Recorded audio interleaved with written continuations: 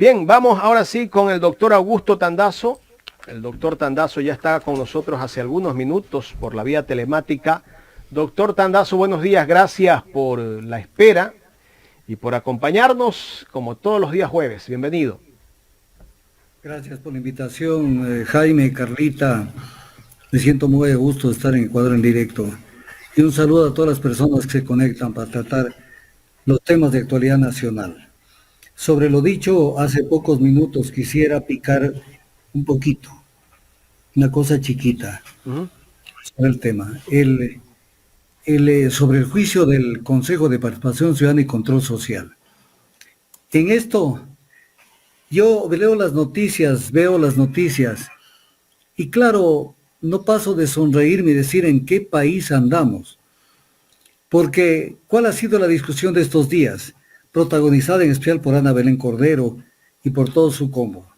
Y también por Hernán Ulloa y los tres adicionales que han hecho declaraciones de prensa. Es que no hay causales, porque nosotros que nos digan dónde hemos incumplido, porque si no estarían violando, dice el artículo 76 de la Constitución, porque no se señala cuáles son las normas que se han violado.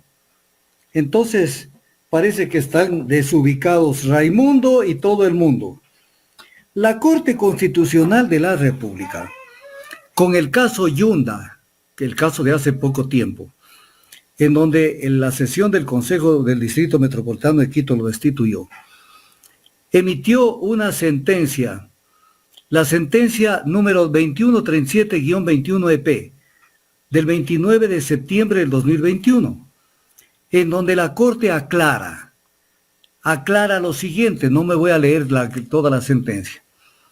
El control político institucional es efectuado por órganos políticos en función de criterios de representación popular, mientras que el control jurídico, que no es el caso de un juicio político, es efectuado por jueces con conocimientos jurídicos especializados, o sea, por jueces e investidos de jurisdicción. Luego dice, el control político es esencialmente de carácter subjetivo, en cuanto se fundamenta en criterios de libre apreciación, oportunidad y confianza política dentro de las causales y requerimientos previstos en el ordenamiento jurídico, mientras que el control jurídico es de carácter objetivo en cuanto el juzgador se encuentra sujeto al derecho, al ordenamiento jurídico preestablecido y a la técnica jurídica. Entonces, sobre la base de eso, ¿qué es el juicio político? No es que tienen que decirle, vea, usted violó el artículo tal y numeral tal, literal tal, y no sé qué y no sé cuánto. Es un criterio subjetivo de apreciación de cómo han cumplido con sus funciones. Entonces, no es que viene a quererse ahora, o sea, dos Ecuadores. El que aplica el criterio de que es un juicio político en el caso de Yunda y el que aplica el otro criterio jurídico en el caso del Consejo de Participación Ciudadana y Control Social. Entonces, esto es inadmisible, es inaceptable. Estas triquiñuelas. Juicio político es juicio político. Lo voy a poner de manera muy cruda. ¿Tienes los votos? Los censuras. ¿Con razón o sin razón? Y no me refiero al caso del Consejo de Participación. Porque han habido censuras que no tenían sentido. Y han habido censuras que sí tenían sentido. Pero aquí va lo subjetivo. Entonces no le busquen la quinta pata al gato. Que dónde esté el artículo, el numeral, el no sé qué, porque si no se estaría violando. Es juicio político. Y eso dice el artículo 131 de la Constitución. Enjuiciamiento político, no dice enjuiciamiento jurídico. Entonces, que dejen de hacerse los giles, o de pronto sí son giles. Porque hay mucha gente que en el Ecuador no lee, no profundiza y no llega al conocimiento. Pero porque les conviene, pues, doctor. Les conviene. Pero una pequeña precisión sobre el caso María Belén Loor, de lo dicho por la asambleísta Mireya Pazmiño. Cometió un dislate terrible, yo no le juzgo a ella, me parece una persona respetable. Dijo, todo esto hecho con la complicidad del gobierno. Hay que utilizar el castellano de manera correcta. La figura de la complicidad es otra.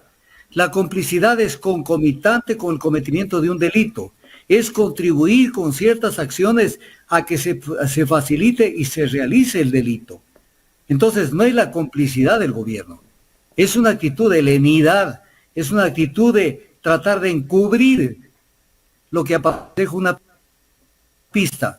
Me quedé asombrado. Declaraciones del exministro del Interior, Patricio Carrillo. Y voy a decir el medio, a Ecuavisa. Ecuavisa, donde más o menos dijo: cuando yo me enteré del caso María Belén Bernal, fui a la policía y no había un plan, ni un plan para o capturar a Cáceres o para descubrir a dónde estaba desaparecida María Belén Bernal. No había nada. Y luego dice que el gobierno actuó con espíritu de cuerpo, o sea, quiere decir tapando todo, defendiendo todo, acorazándose. Dice, yo estorbaba en ese tema, porque yo quise que se sancione a los que cometieron los errores, que no solamente era Cáceres. Ahí no dice la palabra exacta, Carrillo, porque no son errores, son comisiones por omisión, son delitos. Porque aquí viene un tema que es importante que lo dejemos sentado. En el caso Bernal, ya salió la información de la policía que han sido sancionados, aparte de Cáceres, 4 oficiales más, 4, y que han sido destituidos, dados de baja de la institución policial. Esa es la fase administrativa, pero esto tiene que repercutir en la parte penal, porque de acuerdo al artículo 42 del Código Orgánico Integral Penal, existe el delito de autoría directa por comisión por omisión, quienes no cumplen con el deber de hacer algo en beneficio de que no se cometa un delito. Entonces, esas 4 personas, aparte de Cáceres, tienen que inmediatamente ser procesadas por la Fiscalía General y determinado la orden de prisión preventiva, porque si no, van a ser 5 los que están en el exterior, conjuntamente con Cáceres.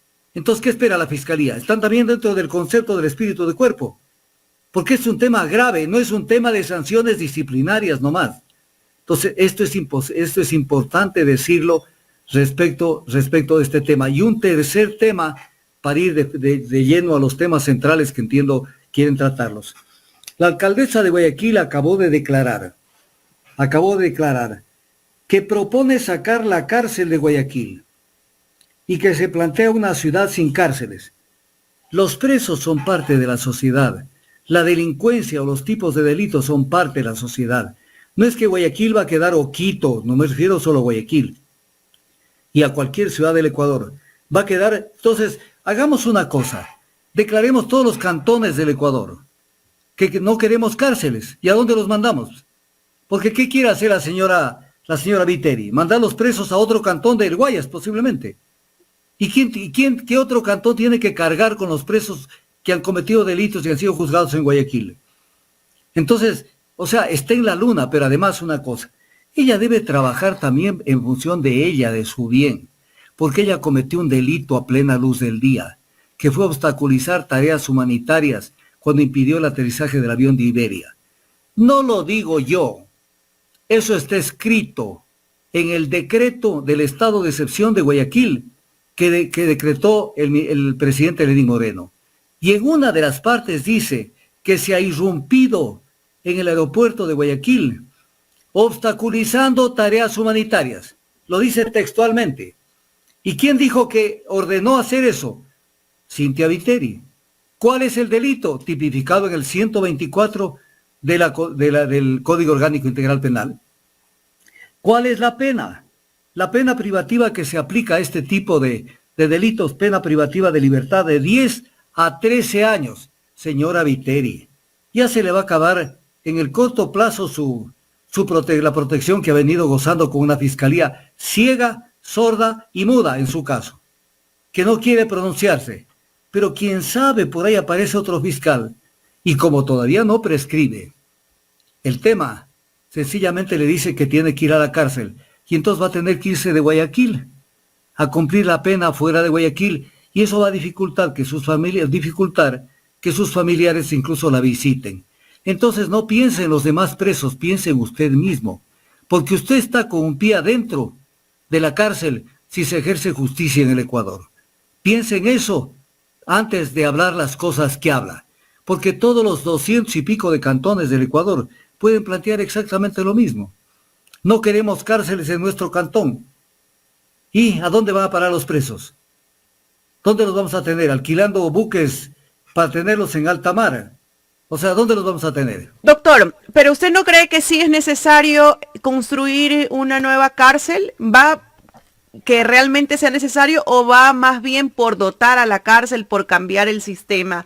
¿Cuál sería la vía más conveniente? Porque hay uno de los problemas que sí tenemos, y digo que sí tenemos porque tengo personas y tengo un domicilio cerca del lugar de donde está la penitenciaría, es el susto con el que viven las personas, que viven, hay urbanizaciones incluso que colindan con la penitenciaría, y esa gente vive asustada y atemorizada porque la ciudad se extendió.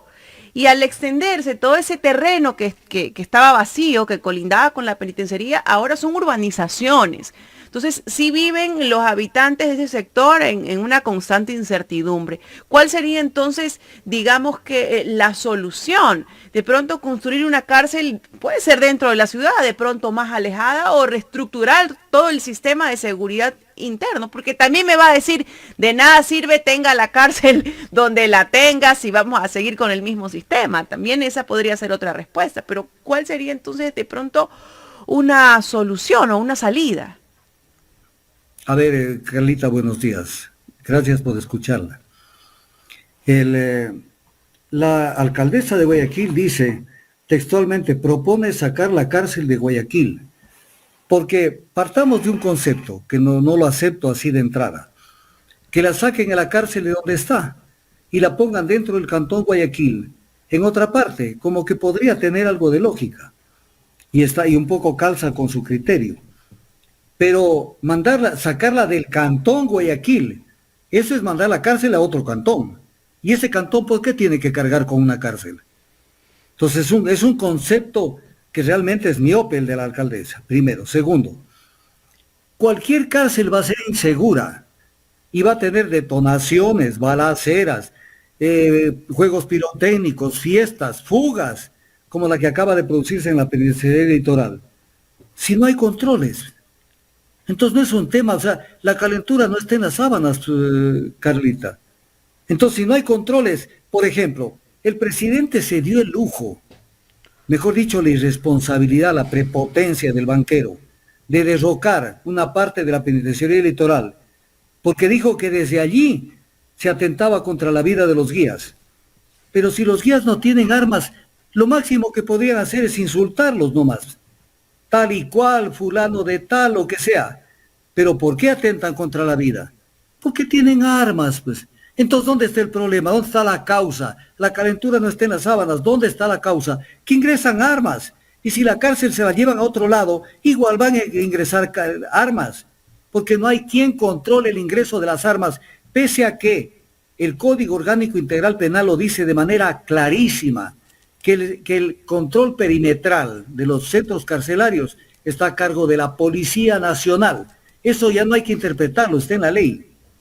Entonces, ¿cómo es que ingresan armas? ¿Cómo es que el presidente disfrazado de policía, en el reportaje que pasaron hace un rato, dice que todo está en tranquilidad, cuando hace una semana en la cárcel del Inca, acá en Quito, encontraron más de 200 armas blancas y mataron a 5 personas internamente en un enfrentamiento? Entonces, ¿cómo es eso? ¿Cómo es que ingresaron esas armas blancas?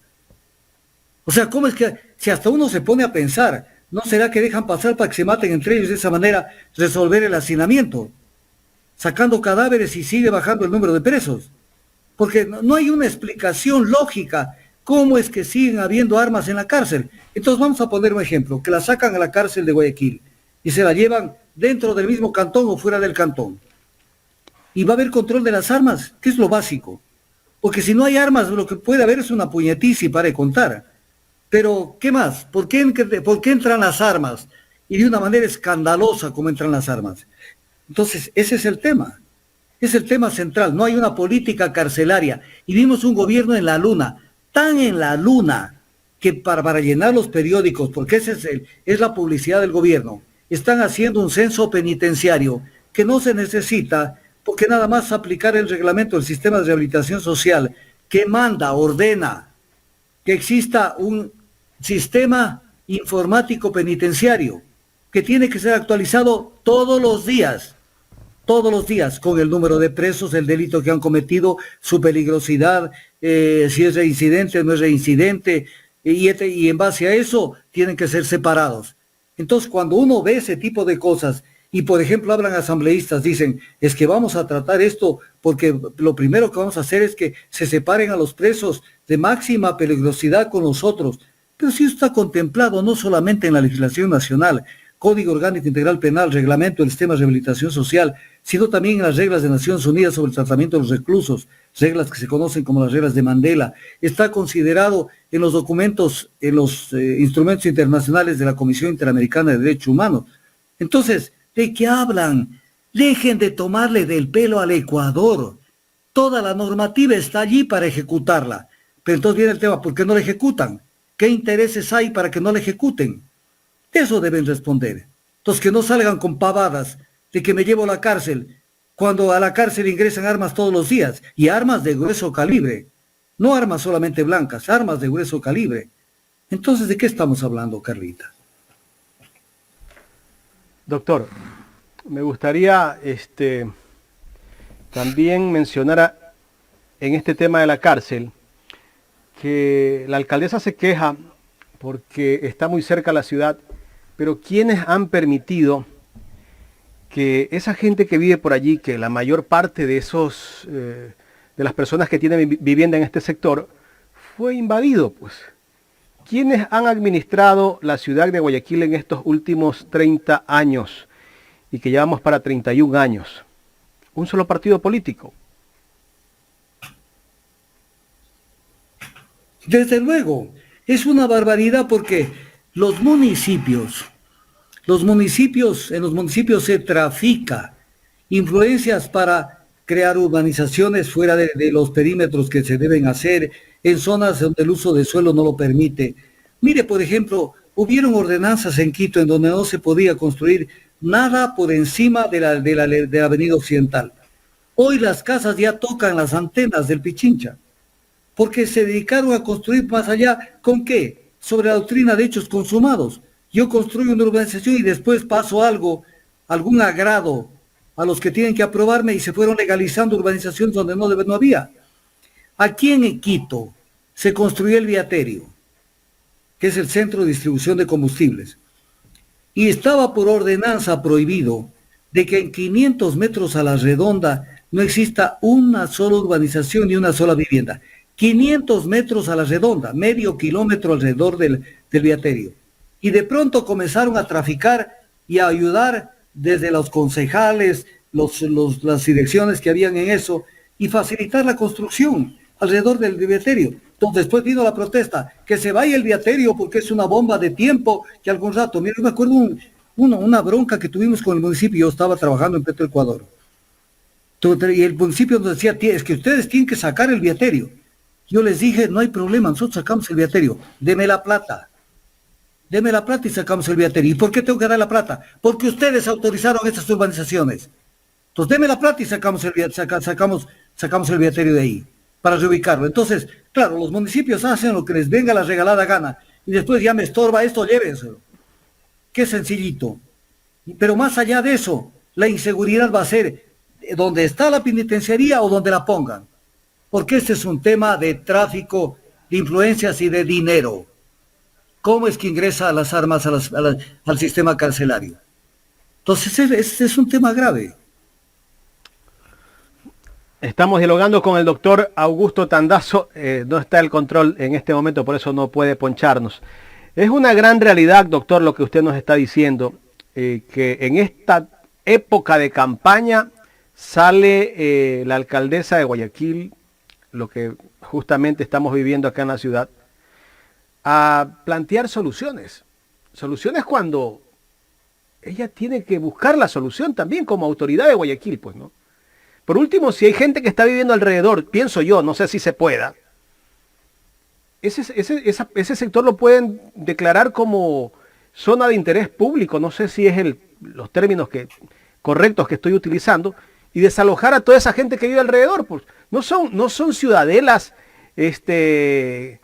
donde se ha construido viviendas así como urbanizaciones, no, son viviendas incluso hasta de caña. Son viviendas que recordemos hasta hace unos 15 años atrás, eso fue una invasión. ¿Y por qué se permitió esa invasión? O sea, no venga la alcaldesa de Guayaquil a plantear es que tiene que irse solamente de la cárcel porque yo soy la alcaldesa y planteo esto, o pongamos a los presos en una isla. No, pues. No, pues es que eso es estúpido. Primero, eso es parte del pasado cuando se llevaban los presos, realmente políticos, a una de las islas del archipiélago de Galápagos. Pero viene el tema. Se provoque o no lo que usted sugiere o plantea, el que se expropie todas las zonas aledañas a la penitenciaría. El tema es, bueno, ya le expropian. ¿Y ahora quién controla el ingreso de armas? ¿Quién controla el ingreso de armas? La policía. Nadie. No, pues la policía no cumple su papel. Y el papel que está asignado, no porque pero lo que escucho siempre, doctor, al presidente de la República, cuando hay matanzas, cuando hay problemas en las cárceles, culpándolo a Correa como que Correa esté en la puerta de la cárcel controlando las armas. Me parece un disparate, una incapacidad de parte del presidente buscar justificación de esa manera. Verá, Jaime, artículo 685 del Código Orgánico Integral Penal, para que lo que dije hace pocos minutos tenga el sustento legal. Cualquiera puede consultarlo en este momento. Artículo 685 del Código Orgánico Integral Penal. Inciso segundo. La seguridad perimetral es competencia de la Policía Nacional. O sea, de las cárceles se refiere. Seguridad interna y perimetral de los centros de privación de libertad. La seguridad perimetral es competencia de la Policía Nacional. ¿Cómo es que pasan las armas? O sea, quienes arman a los presos son los policías, pues entonces, doctor. Claro, pues por omisión están dejando pasar. Yo miro para otro lado y por acá se me pasan las armas. Sencillo, o sea, no hay que pensar ni que el presidente dicte un decreto, ni que diga qué funciones tiene que cumplir la policía. Están en el Código Orgánico Integral Penal. Oiga, doctor, y el presidente de la República siempre se venía quejando que no podía entrar a las cárceles, que no podía hacer nada por culpa de las leyes, que por culpa de los jueces, que por culpa de la Corte Constitucional, porque no le da los estados de excepción. Bueno, a todo el mundo culpa. Pero la semana pasada o la antepasada, cuando veíamos que hacía sus cadenas e informándole a la gente que hemos podido llegar ya a la cárcel, tenemos el control de la cárcel de la penitenciaría litoral, sin necesidad de crear nuevas leyes, ni de vivirse quejando. Sí puede actuar, sino que no ha querido, pues entonces. Pero claro, es que se privilegia en gobiernos como el que tenemos, se privilegia la propaganda. Esto no es nuevo, esto se lo hace desde miles de años antes. Esto lo inventaron los romanos. Por eso Maquiavelo, cuando escribe El Príncipe, lo que hace es más o menos recuperar del acervo histórico cómo actúan los gobernantes. Pero no solamente esto, o sea, apareció Goebbels en el escenario político mundial con su teoría sobre cómo vender las ideas. Y a Goebbels hay que estudiarlo, porque a Goebbels lo utilizan todos los gobiernos. O sea, disfraza la verdad, la mentira, y pone el disfraz de verdad. Y entonces más pesa la propaganda que los hechos. Entonces estamos cumpliendo, tenemos un país en orden, que está caminando, que tenemos un crecimiento económico, que ya no hay tanto desempleo, que no sé qué. Mentira, mentira, todo es mentira. Entonces, ese es el problema que tenemos en el país, donde se privilegia la propaganda subliminal del gobierno, que le hacen creer a la gente que estamos mejor que antes. Hoy estamos recontra peor que antes. Estamos calificados por el Fondo Monetario Internacional como una de las 6 economías de América Latina que tendrá un crecimiento absolutamente paupérrimo durante el 2023. Y eso le dicen sus amigos del Fondo Monetario. ¿Cómo serán los críticos del gobierno? Entonces es el gran problema, propaganda. Con propaganda no se come. Hay un viejo principio de la sabiduría sufí que dice, la palabra agua no calma la sed.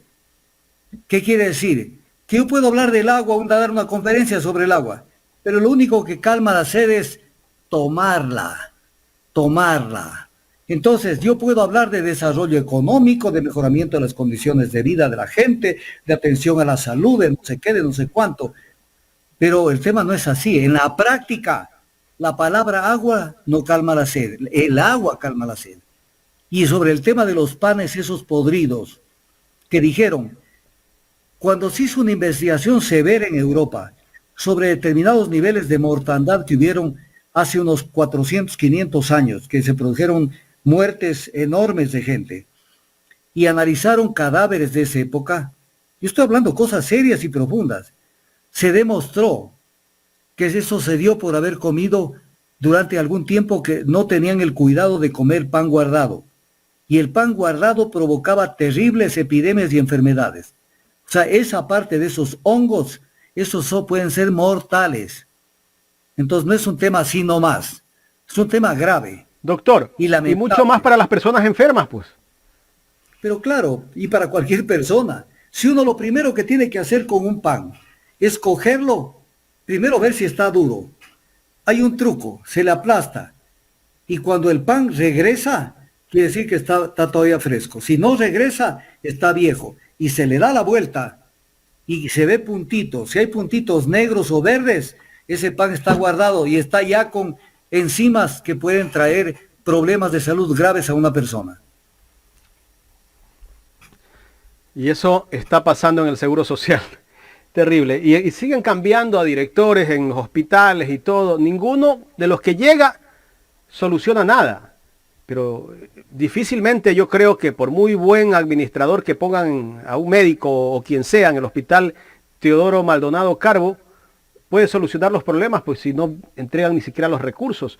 O quién sabe, ese proveedor que tiene allí es intocable. Pues, porque también hay esos casos. Hay proveedores intocables. Las causas pueden ser varias, pero el afectado es el paciente. Eso sí es, con eso no se discute. El afectado es el paciente. Ahora, ¿quién provoca esto? El proveedor, el que se guardó el pan, el que no tiene control de calidad respecto de la recepción del pan y etc. cosas. O sea, y si el pan es algo visible, que se ve que algo está mal, ¿cómo será en la otra comida? Le estarán dando un pollo con problemas, le estarán dando, porque verá, el alimento que más se daña en cuestión de minutos es el pollo. Usted al pollo tiene que tenerle mucho cuidado. Si lo saca de la refrigeradora, lo tiene un poquito fuera del tiempo, le corta un poco de piezas para hacer, se descuida unos 10, 15, 20 minutos y lo vuelve a meter en la refrigeradora, el pollo se corrompe inmediatamente. Esos pollos que venden y que los tienen colgando en esas tercenas, pueden tener alguna bacteria. El pollo se corrompe rápidamente. Parece que esta afectación del pollo le ha pasado al gobierno, donde hay corrupción por todo lado. Aunque dicen lo contrario. Doctor, quiero poner una imagen en pantalla. Hay una encuesta de la empresa Gallup, me parece. E incluso aquí está un tuit que puso Omar Maluk. Hace pocos días dice, nuevo récord mundial para el gobierno del desencuentro. Somos el país más inseguro para caminar de noche, con epicentro en Guayaquil. Allí están las estadísticas, las barras justamente donde está Afganistán, está Sudáfrica, Gabón, Venezuela, República Dominicana, República del Congo, Namibia, Zambia y en primer lugar Ecuador. Esa es nuestra realidad, eso es incontrastable. Pero eso es una foto que refleja una realidad económica y social.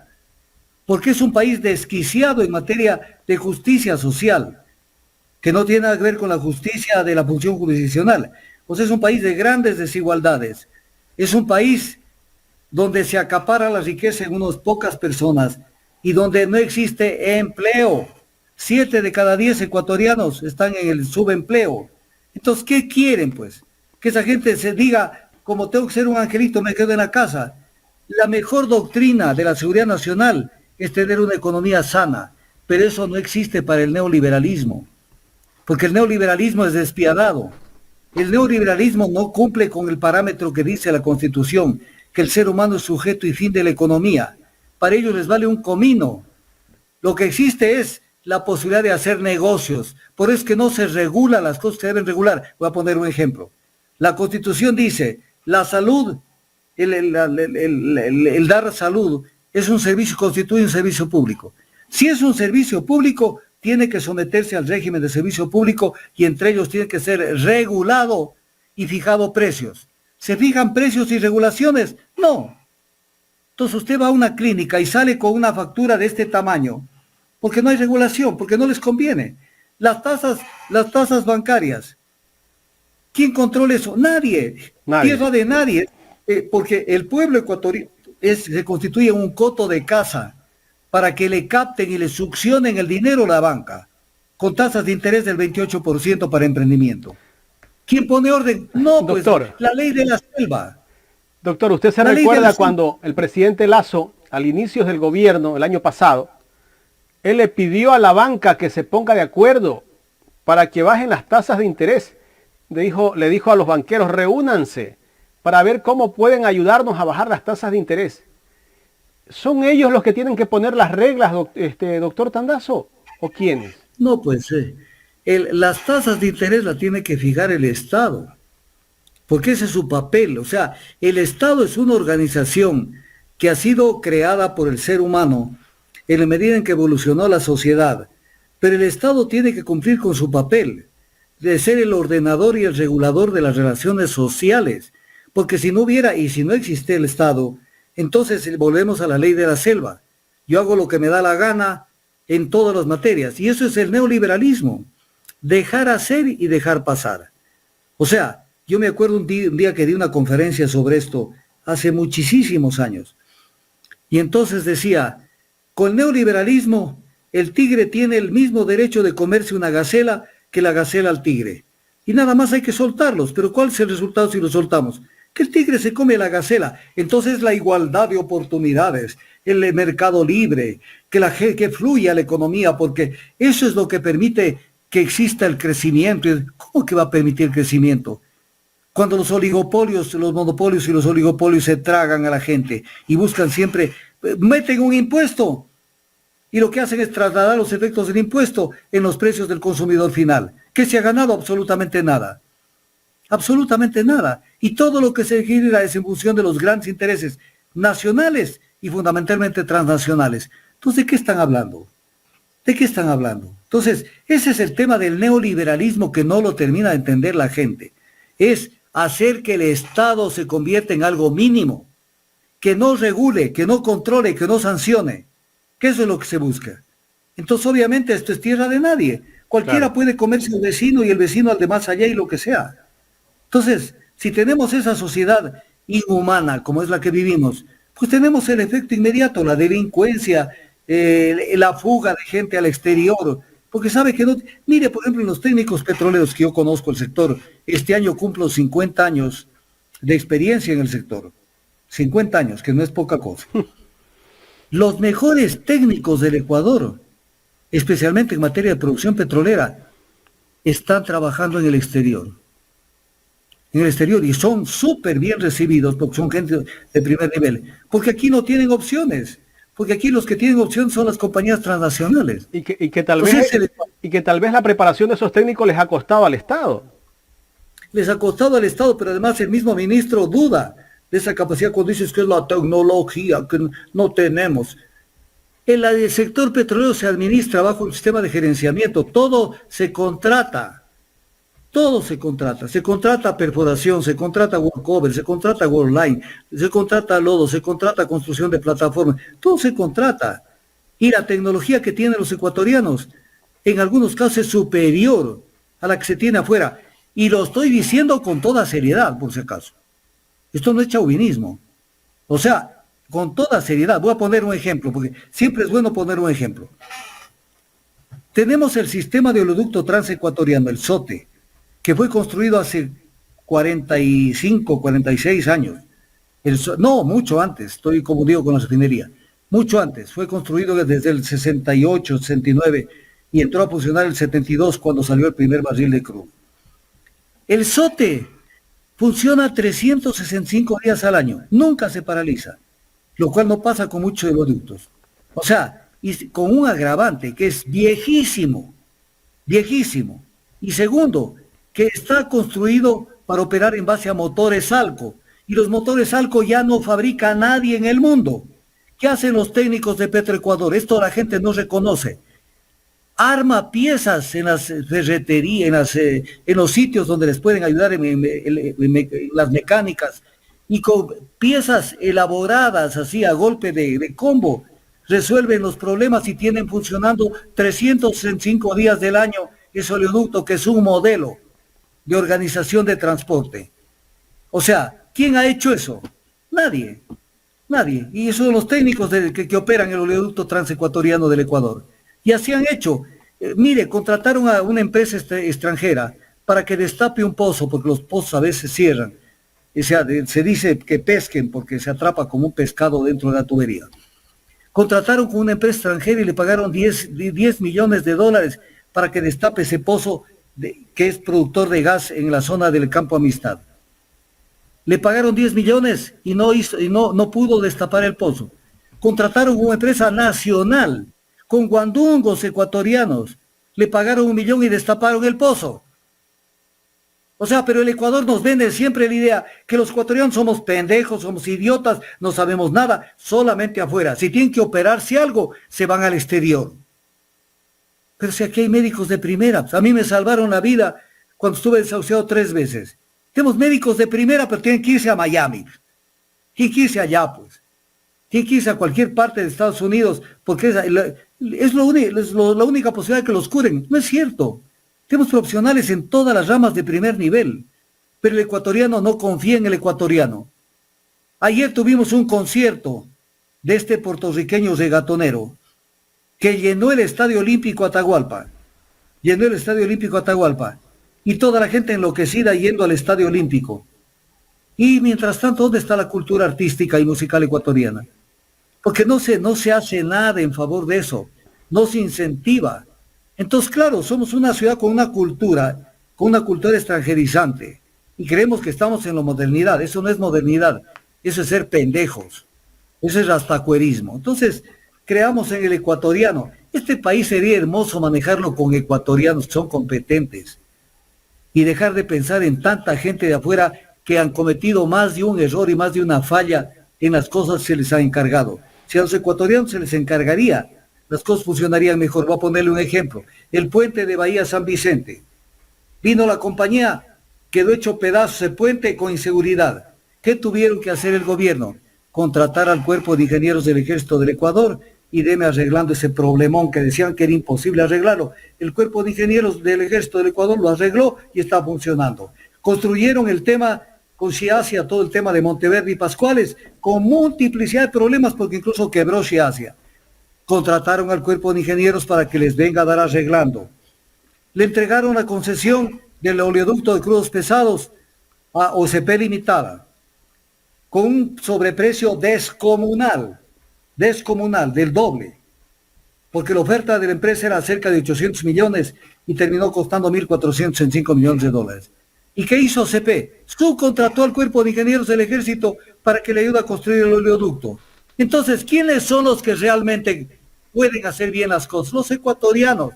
Pero tenemos gobiernos que utilizan a las transnacionales y a su vez estas contratan a los nacionales y ganan sin hacer nada muchas veces. Entonces hay que creer en los ecuatorianos. Hay que creer, si ahí está la base del país que se puede construir. Doctor, pasemos a otro punto muy importante que también ha causado controversia, y es que 3 jueces de la Corte Nacional dejaron sin efecto la sentencia de 8 años por el delito de peculado en contra, pues, del ex vicepresidente Jorge Glass en el caso Singer. Pues no, se anula este proceso y da la posibilidad de que Jorge Glass salga en libertad por ya haber cumplido más de la mitad de su sentencia. ¿Usted cree realmente que el ex vicepresidente Jorge Glass tenga la oportunidad de salir en prelibertad, no? Totalmente, y le explico por qué. Dice la normativa, y en esto no estoy inventando nada. A mí cuando me gusta hablar con base, de tal manera de que no, al dar la base legal o la información, estoy facilitando que la gente tenga la posibilidad de informarse. Artículo 16 del Código Orgánico Integral Penal. Toda infracción será juzgada y sancionada con arreglo a las leyes vigentes al momento de su comisión. ¿Qué rige en el caso Singue? El Código Penal anterior, porque la supuesta infracción fue cometida cuando regía el Código Penal anterior, no el Código Orgánico Integral Penal. Y entonces aquí nos topamos con un hecho que es importante. ¿Qué pasó? Que en el Código Penal anterior existe el principio del recurso de unificación de penas, y la pena mayor absorbe a la pena menor. O sea, son cosas elementales. Y entonces, Glass tiene 2 sentencias, una por 6 años por el caso de Brecht y 8 años por el caso Sobornos.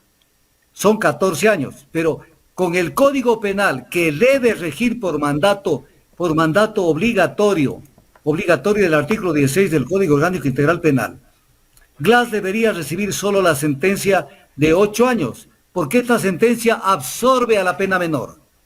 Y si se aplica esto que debe aplicarse, él ya pasó de largo el 60% de cumplimiento de la pena que está previsto en el Código Penal derogado anterior, que rige para este caso de Singue. Por lo tanto, en este momento ya no hay ningún tipo de razón para que le nieguen la reunificación de penas y le apliquen la normativa y pueda, obviamente, salir en prelibertad. O sea, es un caso que no admite la menor duda. Ahora, no sé si me permite hablar más cosas sobre el caso. Sí, por supuesto que sí, doctor, porque no solamente viene de que se le permita en base a la normativa, sino que también le conviene al gobierno. Jorge Glass es un referente del correísmo y estamos previos a unos seccionales. De pronto la salida de él pueda de una u otra forma apoyar a esas campañas del correísmo, ¿no? De todas maneras hay que decirlo. El gobierno anterior y ese gobierno ha mantenido latente la presencia del correísmo y de pronto la salida de Jorge Glass lo vean como perjudicial. Pero claro, es que eso es lo que se llama la politización de la justicia. Pero mire que hay perlas alrededor de este caso. El auto de nulidad que dicta el Tribunal de Alzada, del Tribunal de Apelación de la Corte Nacional de Justicia, se refiere a que se construyó todo esto se llama la teoría del delito, o sea, cómo se arma el tinglado para demostrar que ha habido un delito. Dice, se construyó con base en un informe de la Contraloría, pero 2 sentencias, no una, 2, del Tribunal Contencioso Administrativo declaró inválido el informe por extemporáneo. Entonces ahí viene el tema, ¿pueden ellos cambiar la fecha del informe de la Contraloría para que ya no sea extemporáneo? No pueden. Y en base a esto se armó, pero viene un tema que es grave sobre este tema.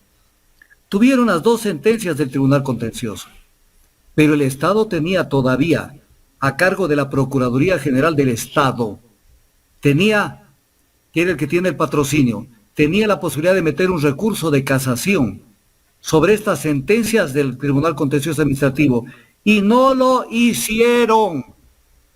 Entonces, que no se vengan a quejar a nadie de la forma como actuaron. Y luego, de acuerdo a una resolución de la Corte Nacional, se elimina la posibilidad de impugnar una declaración de nulidad en etapa de apelación. O sea, esto ya quedó en firme. Lo único que cabe es un recurso horizontal que se llama de aclaración o ampliación de la sentencia o de las 2 cosas. Pero esto no cambia el fondo. Y sale la Fiscalía diciendo, la Fiscalía podría volver a formular cargos contra los procesados. No puede volver a formular cargos, por una sencilla razón, de que el artículo 76 de la Constitución de la República dice que el derecho a la defensa incluirá las siguientes garantías, y entre ellas la contemplada en el literal I del numeral 7 del artículo 76. Nadie podrá ser juzgado más de una vez por la misma causa y materia. Y que no vengan a decir que es imprescriptible. Es imprescriptible, pero siempre y cuando no se hubiera llevado a cabo un proceso penal. Pero habiéndose llevado a cabo un proceso penal, que ya se lo llevó, entonces, ¿de qué están hablando? No puede ser juzgado más de una vez por la misma causa. Pero no solamente esto, sino que la Fiscalía General del Estado no solamente actúa en base al informe de la Contraloría, porque es como que la Fiscalía dice, es solo un indicio, pero tenemos más. Pues ya los argumentaron, pues. y ninguno tuvo ninguna, pero ni asomo de que tenía justificación. El caso Singer se lo armó fundamentalmente para perseguir a Glass. Y obviamente no podían perseguirlo a él solo, sino a todos los que participaron en el comité de adjudicación del contrato Singer. Para perseguirlo y de esa manera sacarlo de la vicepresidencia para que Moreno se sienta seguro y tenga su propio vicepresidente, que terminó siendo Sonnenholzer, que tampoco podía posesionarse porque fue directivo de una empresa offshore. O sea, en este país se hace lo que les da la regalada gana. Y entonces el tema fue por allí. Y esto sirvió para sostenerlo. Justamente, doctor, perdón que lo interrumpa. Y tocando ese tema, porque usted habla, fue montado, fue puesto, efectivamente fue así, y al final las pruebas lo manifiestan así, que no hubo elementos de juicio para poder inculpar a Glass sobre el caso Singer. Pero y las declaraciones de Capaya, resulta que Capaya ahora va a la comisión de la Asamblea y nos da toda una explicación, nos arma todo un cuento, que lo hace ahora y por qué no lo hace antes. ¿Cuál es la función? ¿Cuál es el fin? A ver, Carlos Pareja Llanuselli, esto es increíble, mi querida Carla, increíble, o sea, esto es de Ripley. Él firmó el acuerdo de cooperación eficaz, y por eso vino al Ecuador, y lo firmó en Quito el 18 de agosto del 2017. Él lo firmó y se comprometía a colaborar sobre una cantidad de temas y entre otros sobre el comercio internacional de petróleo. Tiene 16 temas en los que iba a cooperar. Comercio internacional de petróleo y compra de derivados de petróleo, caso Singer, Campo Auca y etc. cosas. Entonces viene el tema. Sale la Fiscalía General del Estado y se manda un comunicado que es realmente, o sea, ya, eso es el colmo, donde dice que sobre una supuesta cooperación eficaz en el marco de la investigación previa abierta por el caso Petrochina, la Fiscalía informa la opinión que hasta el momento el mencionado ciudadano no ha presentado ningún pedido para acogerse a esa técnica de especial de investigación. Por favor, ¿cómo es que no ha pedido? Si está firmado el convenio de cooperación eficaz sobre el tema de comercio internacional de petróleo. O sea, eso tiene nombre, MENTIRA, mentira. Firmó, no le tomen del pelo al Ecuador. Entonces, pero aparece esto y en donde también aparece la figura de Villavicencio, porque lo utilizan nuevamente a Carlos Pareja. Lo utilizan para ver cómo a través de él persiguen a mucha gente. Primero, a Carlos Pareja debían haberle dado los beneficios de la cooperación eficaz, pero no les dio la gana de darle porque no querían que abra la boca, primera cosa. Segundo, el tema es más grave. ¿Cuáles son esos beneficios? Los beneficios sobre el tema de la cooperación eficaz es que quien entra en cooperación eficaz puede tener hasta el 20% de rebaja de la pena y si es un caso trascendente, el 10% de la pena. Esto ya ha pasado en el Ecuador, voy a ponerle un ejemplo. Cuando se habló del presidente de la Federación Ecuatoriana de Fútbol, Chiriboga, que recibió dinero por debajo de la mesa, salió el capitán Luna y destapó un poco el tema. Y en base a eso, a Luna le pusieron el 10% de la pena y a Chiriboga le pusieron el 100%. O sea, esto sí aplica, pero no les dio la gana de aplicar con el caso de Carlos Pareja Llanuselli. Pero el tema es más grave, mi querida Carla, es gravísimo. ¿En qué sentido? Que en declaraciones hechas a Teleamazonas hace una semana, Fernando Villavicencio dijo esto es gravísimo y este es un país donde las cosas pasan desapercibidas. Dijo, me llamó la fiscal general del Estado y me manifestó su preocupación por las declaraciones de Carlos Pareja Llanuselli. Y entonces el tema, que la fiscal general del Estado, que tiene que manejarse de una manera absolutamente prudente, no puede estar llamando a nadie. Mire lo que dice el artículo 5 del Código Orgánico Integral Penal. Principios procesales, que se regirán por los siguientes principios. 21, objetividad. Y esto dice el Código, no lo digo yo. La o el fiscal adecuará sus actos a un criterio objetivo, a la correcta aplicación de la ley y al respeto a los derechos de las personas. Investigará no solo los hechos y circunstancias que funden o agraven la responsabilidad de la persona procesada, sino también los que le eximan, atenúen o extingan. Pero lo más importante, la fiscal tiene que ser imparcial. No puede pues, coger y llamar a un asambleísta que obviamente tiene su corazón no en la parte izquierda, sino en la derecha, y que pertenece a este gobierno. Lo dijo Lazo en la entrevista con Carlos Vera. Fernando Villavicencio es de los nuestros. Entonces le llama a contarse la pena de estas declaraciones.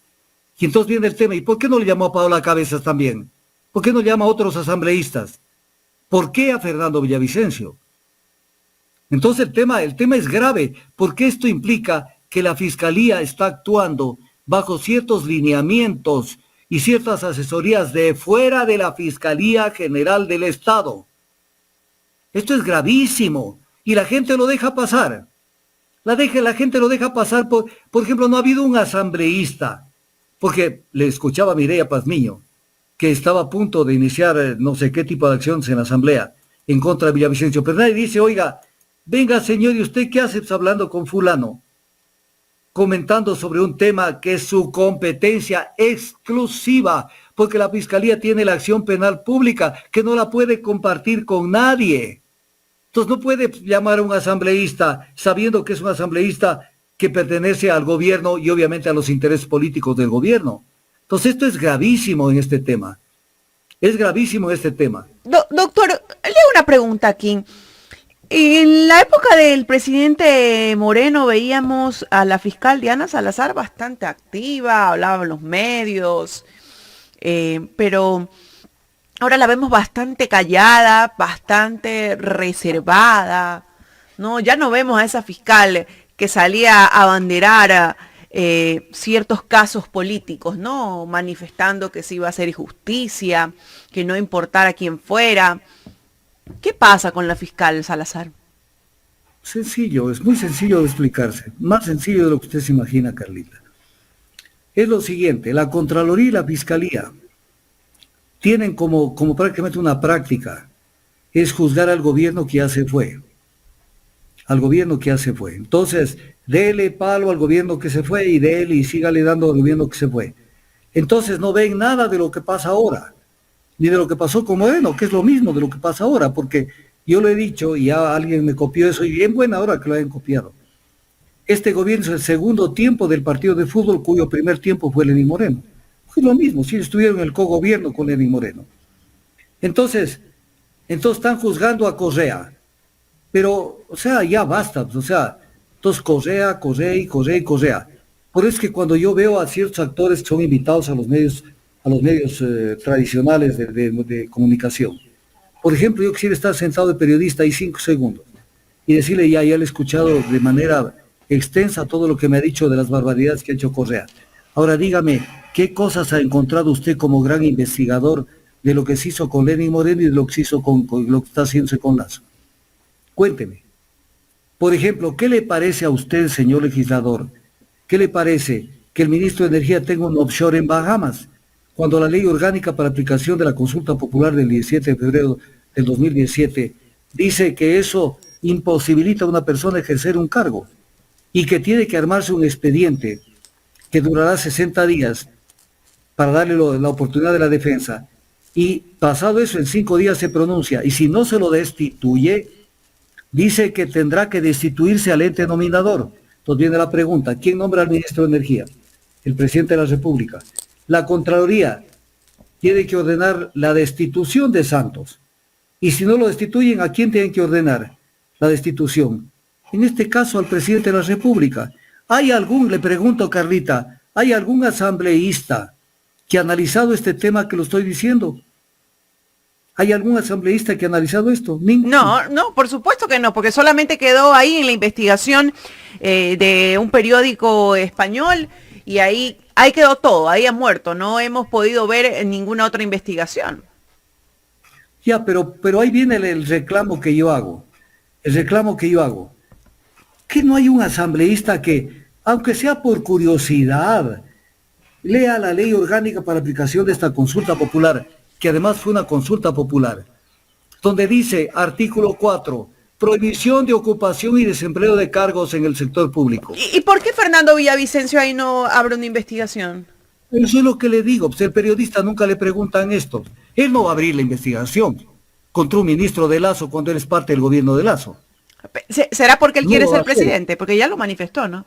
Él quiere ser candidato Sí, a presidente de este país. ¿Será que de pronto va por la línea del gobierno? ¿De la Comisión de Fiscalización de usted?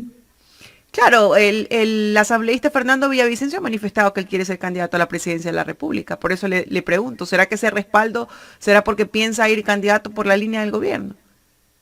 Vea, hay sueños, los sueños siempre tienen que tener piso, porque si uno sueña más allá de la realidad, lo que dicen los chinos en la filosofía china, en la sabiduría china dice, no te pares en puntillas para aparentar una estatura que no tienes, porque te vas a cansar y vas a terminar en el suelo. Le he contestado su pregunta. Pero hay la prohibición de... Bueno, vive entonces, pasa parado en puntillas, parece. Él y algunos otros, ¿no? Claro. No, prohibición de ocupación y desempeño de cargos públicos. Dice que no pueden ser desempeñados un cargo público los propietarios directos o indirectos de bienes o capitales en paraísos fiscales. Y que tampoco pueden ostentar la condición de directivos. Y que la referencia a propietario indirecto incluye los socios, accionistas y constituyentes o beneficiarios de cualquier modalidad de un paraíso fiscal. En este caso, Santos es directivo de la empresa que constituyeron en el exterior. Directivo. Aparte de eso es constituyente, porque él constituyó la empresa juntamente con Alejandra Santos Jaramillo. Y es obviamente parte de esta empresa.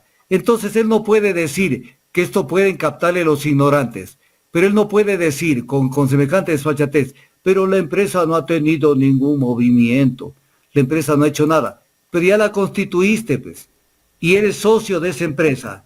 Y entonces de Santa Laura Victoria Limited, que fue constituida el 9 de diciembre del 2015. Y entonces, él tiene que responder por esto, porque lo único que ha dicho es, y los medios ya se han callado, que la sociedad offshore no tiene patrimonio, doctor, ni tampoco actividad. A ver, los medios tienen una agenda, investigan ciertos casos nada más. Sí, pero no tiene patrimonio. Y los $50,000 que tiene de capital autorizado, por lo menos eso, aunque no le hayan movido mucho, tiene $50,000, pero no doctor, solamente eso, sino que actualizó pagando impuestos sobre ese tema. Doctor, y no solo eso, el asambleísta Luis Almeida, el día viernes pasado, él dijo en este programa que no es solo una empresa offshore, que están investigando, que son varias empresas offshore que tiene el ministro de Energía y Minas.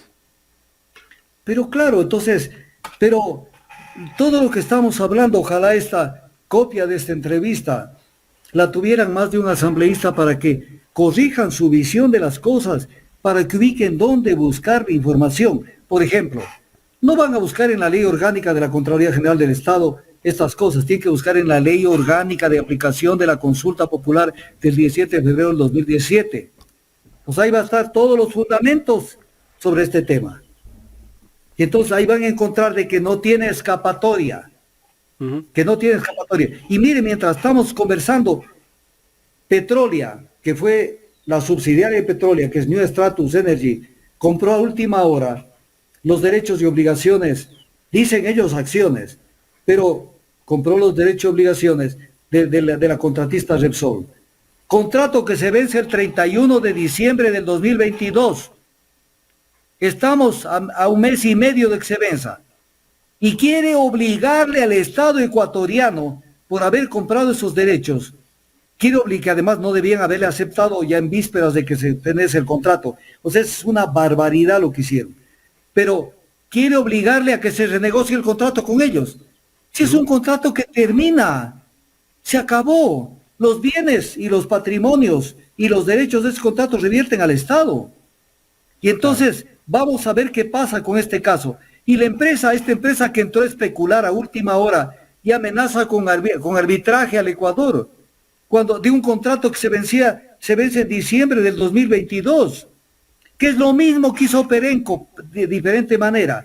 A Perenco se le vencía el contrato en 2010. Dejó botando los campos, se fue al exterior. Y obviamente el Estado, ¿qué tenía que hacer? Aplicar la ley de hidrocarburos, artículo 74, porque ante el abandono de las instalaciones cabe la caducidad contractual. Y nos demandó porque haber ejercido la caducidad contractual cuando ellos dejaron botando los campos, Perenco, y nos sacaron como 400 millones de dólares. ¡Ladrones! ¡Ladrones! Con la venia de mucha gente que mira para otro lado para dejarse ganar los juicios, porque algo queda. Entonces, esto es lo que pasa. Entonces, en este momento tenemos una empresa que está viendo cómo pesca el río revuelto y se quedan en el Ecuador. Entonces, Doctor, todo esto tiene que verlo. ¿Dónde están los asambleístas? ¿Dónde están los asambleístas? Que doctor, vean esta y otras cosas. doctor, antes de que se nos agote el tiempo, me dice Segundo Zamora, gracias por la pregunta. Segundo, dice, por favor, preguntémosle al doctor sobre el nombramiento del nuevo embajador ante la ONU, Hernán Pérez Luz. Hernán Pérez Luz era articulista de diario El Universo. Parece ser que el presidente de la República como que está cumpliéndole a los medios. No, ni siquiera es a los medios. Hernán Pérez Luz es una persona que permanentemente ha sido nombrada como perito por parte de las transnacionales en los arbitrajes con los cuales le han metido la mano al bolsillo del Ecuador y le han secado la plata. Él ha sido perito de los más grandes arbitrajes, perito a nombre de la compañía, porque hay peritos a nombre del Estado. Y en esos arbitrajes, los peritos del Estado no hicieron un buen trabajo. Entonces uno se pregunta, ¿y cómo así no hicieron un buen trabajo? Pero el perito a nombre de la compañía, que argumentó lo que era y lo que no era con tal de salvar a la compañía, hacer que le paguen millonarias sumas de dinero, fue Hernán Pérez Luz. Es un hombre que tiene la vestimenta, el traje de las transnacionales. Él es Hernán Pérez Luz. Bueno, y siempre, en cada que escribe sus artículos en Diario El Universo, pues nos demuestra aparentemente que es una persona muy correcta, pero por lo que usted nos está diciendo deja mucho que decir. No, está en todos los arbitrajes. Yo le puedo, no tengo a la mano y tendría que buscar, pero tengo los arbitrajes donde él participa como perito. Él es el perito, el mimado, el principal tomado en cuenta por las transnacionales para que haga un peritaje. Y los árbitros se basan en esos peritajes espurios, como el peritaje este de la Occidental, por ejemplo, en donde decían, sí se ha cometido, sí se ha transferido derecho y obligaciones, pero en cambio la sanción es muy drástica. ¿Y quién carajo era el arbitraje? ¿Y quién carajo eran los peritos para decir que era una sanción muy drástica? Esa sanción está establecida no solo en la ley, sino también en el contrato. ¿Quién le puso una pistola en el pecho Occidental para que firme un contrato donde dice, este contrato terminará, cláusula 16, terminará por transferir derecho y obligaciones del contrato a nombre, sin la autorización del Ministerio del Ramo? ¿Quién le puso la pistola a Maston Cunningham que firmó esto? ¿Quién le puso? Nadie. Y entonces, con estos peritajes que se dan la vuelta, y son peritajes de 600 hojas, de 500 hojas, donde en el fondo están para defender el capital transnacional. El Banco Mundial tiene su centro de arbitraje, que es el CIADI, que es juez y parte en materia de inversión porque defiende a las transnacionales. Y el presidente del Banco Mundial designa al secretario del CIADI, al secretario general, que tiene buena parte que ver cómo se maneja. ¿Y quién designa al árbitro dirimente cuando no es designado? Lo designa el presidente del Banco Mundial porque es presidente del Consejo de Administración del CIADI. ¿Vio esto la Corte Constitucional cuando permitió que volvamos a integrar al CIADI? No lo vio en pedazos sinvergüenzas. Es el Ecuador que tenemos. O sea, se bajan los pantalones sin que siquiera se lo pidan. Están al servicio de los trans. Por eso escribió el padre de Íñigo Salvador, Jorge Salvador Lara, un editorial que es una perla que dice, el titular es de cipayos y vendepatrias,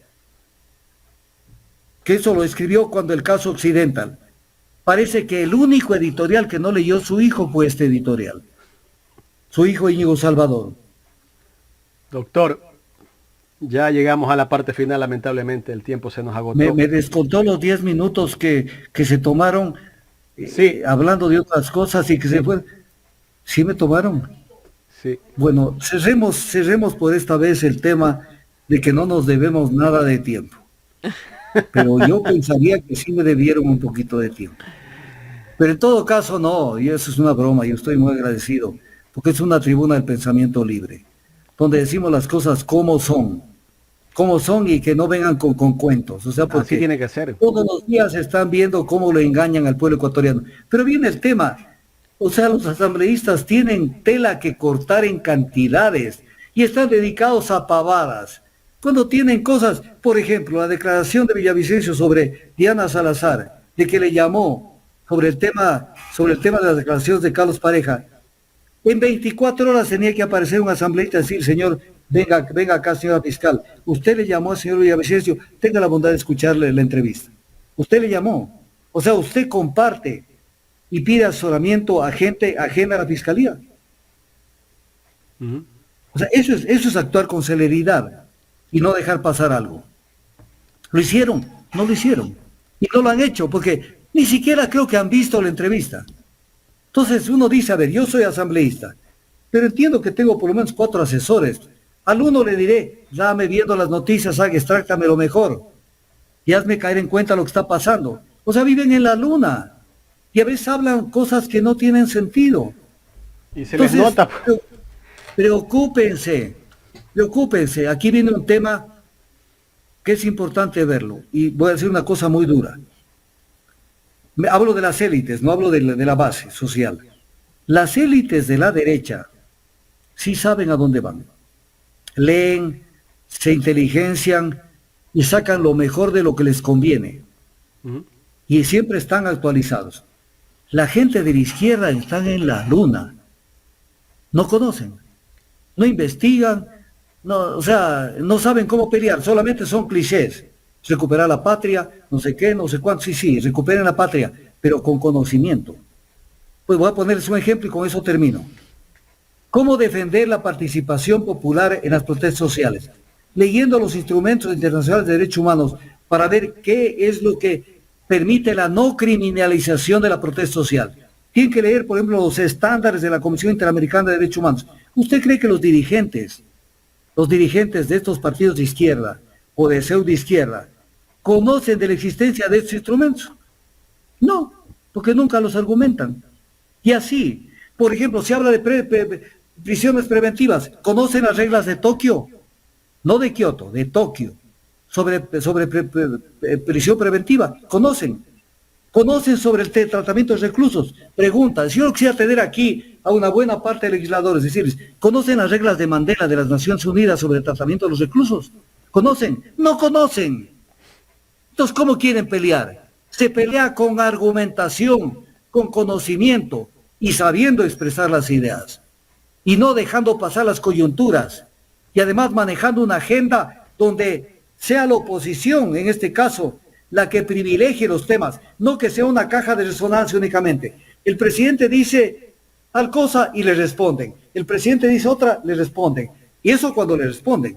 No, la política se la maneja de otra manera, fijando la agenda, no dejando manejarse con la agenda que le maneje el gobierno, sino lo que el gobierno no quiere tratar, eso hay que tratar. Así es. Doctor, muchísimas Entonces, gracias.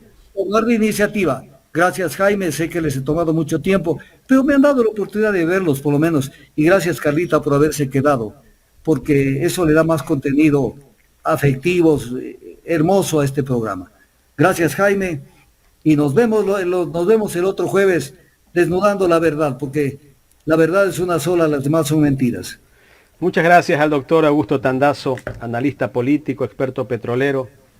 La verdad que siempre es un gusto hablar con el doctor Tandazo, porque hace los análisis profundos y como tienen que ser, y le dice la verdad a todos. Desnudando, como siempre dice, las mentiras y dejando a la luz la verdad de los hechos que se suscitan, sobre todo en la política ecuatoriana, y ahí nos deja otro punto de vista para analizar, para que usted lo analice y bueno, y siempre piense en tomar las mejores decisiones.